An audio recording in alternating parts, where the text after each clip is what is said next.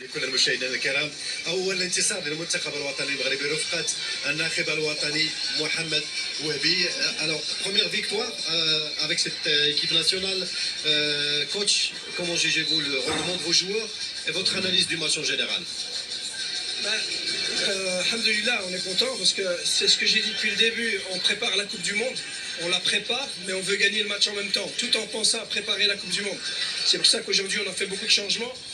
On ne voulait pas changer toute l'équipe, c'est important aussi. Vous savez, quand on change des joueurs, beaucoup et trop de joueurs, on ne les met pas dans les meilleures conditions pour se montrer. Donc c'est pour ça qu'on a gardé 3-4 cadres pour essayer justement de faciliter l'intégration de certains jeunes ou d'autres joueurs pour qu'ils puissent se montrer.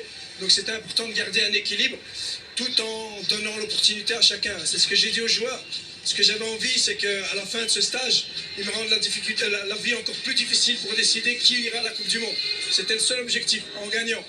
Donc, alhamdulillah, on a vu qu'on a joué contre une très bonne équipe, différente que l'Équateur, mais beaucoup plus compacte, très agressive, un bloc plus bas, où il ne laissait pas de solution.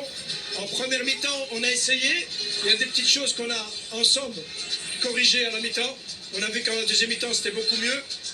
On a pu mettre le tempo, on a pu mieux percuter, que ce soit par l'axe sur les côtés, mais surtout on a pu les aspirer aussi. Ça c'était important, donc dans nos 6 mètres, de pouvoir les aspirer, de construire court, pour pouvoir après créer des contre-attaques.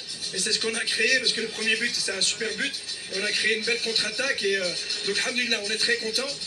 Après, avec les changements que je voulais vraiment faire, parce qu'il y a des joueurs à qui je voulais donner du temps de jeu, peut-être qu'on a un peu baissé l'intensité. C'est un match amical ici, donc l'intensité a baissé après les 65 minutes.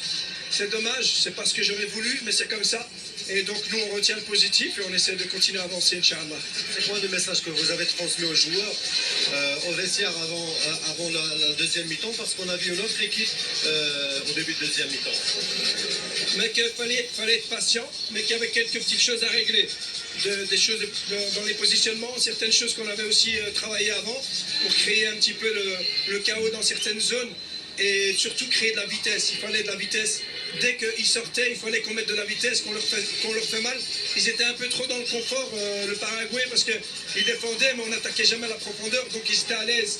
Et en deuxième mi-temps, en mettant un peu plus de profondeur dans nos transitions et dans nos sorties de balles, on leur a posé, je pense, des problèmes. Puis il y a eu des petits changements, je ne vais pas rentrer dans les détails, mais dans les positionnements, des triangles un peu plus dynamiques. Il y a eu un peu plus de dynamisme. Donc après, ce n'est pas des choses qu'on apprend aux joueurs, c'est des choses qu'on rappelle un petit peu avec les images. Et alhamdulillah, ça a marché. Voilà, j'aimerais bien ne pas dire grand-chose à la mi-temps et que ça marche bien à la première et la deuxième mi-temps, mais on va se contenter de la victoire, alhamdulillah. Dernière question, coach, c'est quoi le plan d'action avant la prochaine date? Bien préparer le plan de jeu aussi. On n'a pas eu le temps de tout mettre en place, donc on va tout préparer, bien analyser les joueurs, bien les suivre de près, faire en sorte qu'ils arrivent prêts pour la Coupe du Monde. Il y en a qui joueront beaucoup, il y en a qui joueront moins, donc il faudra les suivre de très très près pour ceux qui ont besoin d'une compensation qu'ils le fassent, et ceux qui ont besoin de plus de récup. Il faudra un suivi vraiment très très proche des joueurs. Il y a encore beaucoup de travail. On n'a pas beaucoup de temps, mais alhamdulillah, on a un staff extraordinaire, vraiment, un super staff. On est prêt pour le challenge. Merci beaucoup, coach.